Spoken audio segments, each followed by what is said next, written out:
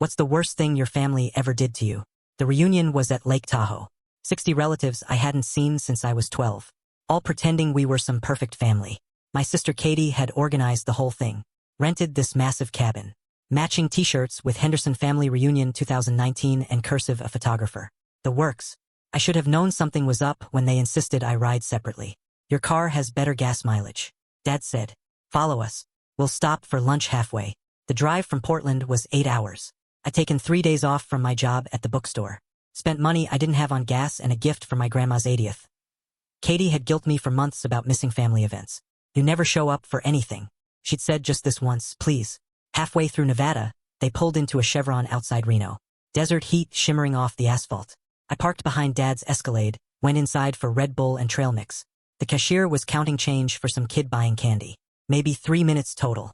When I came out, they were recording me on their phones through the windows, laughing as they peeled out of the parking lot. Mom was filming from the passenger seat. Even my teenage nephew Jake had his phone up. The group text lit up immediately. 23 messages before I could even process what happened. Hope you brought a map. First one home wins. It's just a prank. Bro, don't be such a baby. Katie sent a gift of someone crying. They thought I'd panic. Call them crying. Beg for help. Classic Marcus, right? The sensitive one. The theater kid who cried during Pixar movies. The one who still went to therapy. The one they called too soft at every family dinner. I sat in my Honda for 20 minutes. Engine off, reading their messages. Dad posted a video to the family Facebook group. 67 likes. Comments flooding in. Hilarious. Marcus will laugh about this later. Great prank. My aunt commented. He probably needs this. Toughen him up. That's when something shifted. This crystalline moment of clarity. They didn't leave me as a joke. They left me because they genuinely thought I needed to be taught a lesson about what? Being myself. I turned my car around and drove to San Francisco. No dramatic goodbye text. No explanation. Just turned off my phone and drove west toward the bay. Found a hostel in the Tenderloin that first night. Sketchy as hell, but it was $40 and they didn't ask questions. Found a studio apartment that same week. 4th floor walk-up in the Mission. Bars on the windows, radiator that sounded like it was dying. But it was mine. Bartending job at this dive called the Broken Clock. The owner, Tommy, was this ex-Marine who hired me on the spot when I made him laugh during the interview. Deleted Facebook. Changed my number.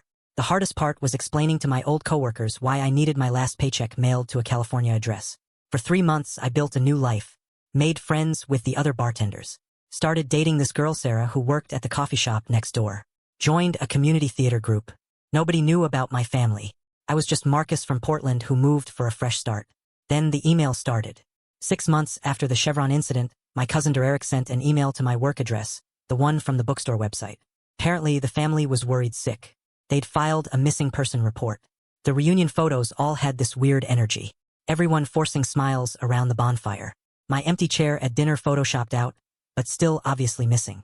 Katie had told everyone I was being dramatic. He'll show up when he needs money, she'd said. Mom backed her up. Marcus always overreacts.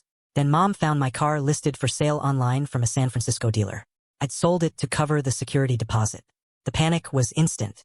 43 missed calls to my old number the first day. When that didn't work, they started hunting. LinkedIn, old work emails, college friends. Derek found me because he remembered the bookstore. The voicemails he forwarded weren't apologies. They were accusations. How could I do this to them? How could I embarrass the family? Don't I know Mom has anxiety now? Dad's blood pressure is up. Katie cries at night. This isn't funny anymore. One message said, funny, that word.